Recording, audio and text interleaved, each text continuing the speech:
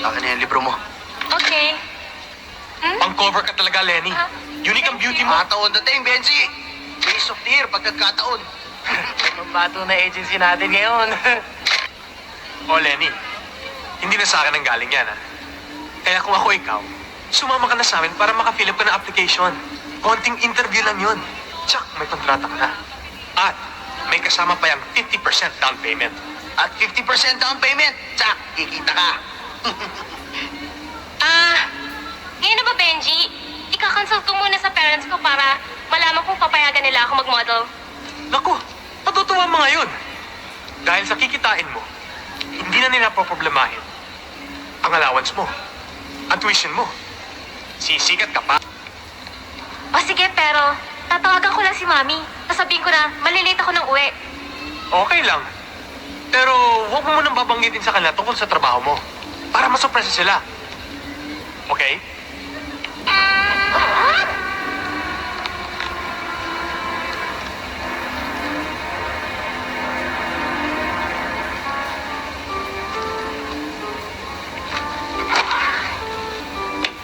Iisa lamang ang MO nila. Ang biktima ay nilalagyan ng fish mark o chickening. Matapos nilang gahasain at patayin.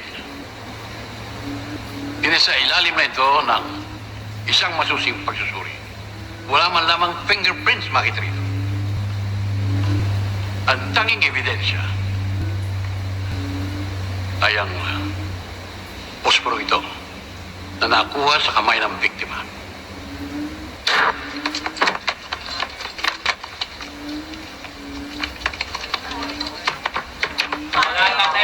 Ito! Sige!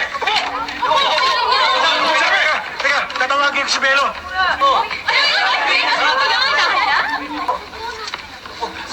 Walang gagalaw sa parafernalia! Sandali, sandali. O ikaw, sandali lang.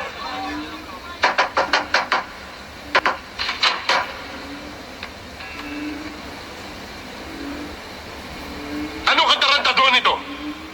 At anong karapatan niyo pumasok dito? Honey, anong problema? Akong bahala rito. Parang hindi niyo ako kilala.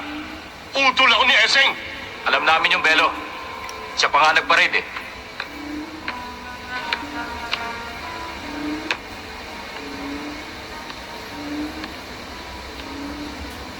Sandali lang, Han.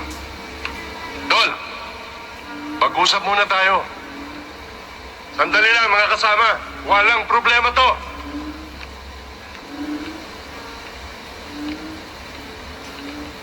Kuya, ba't naman tayo humantong pa rito? Maliit na bagay lang yan. Palampasin mo na. Pinagsabihan na kita. Oh, pero mapapahiya ako sa mga tao ko. Ba, tinatablang ka rin pala ng hiya ah. Akala ko manhid ka na eh. Tutuluyan ko kayo ngayon. Don, pag hindi mo ako pinagbigyan, magkahalo ang balat sa tinalupan. O sige, paghaluin mo na.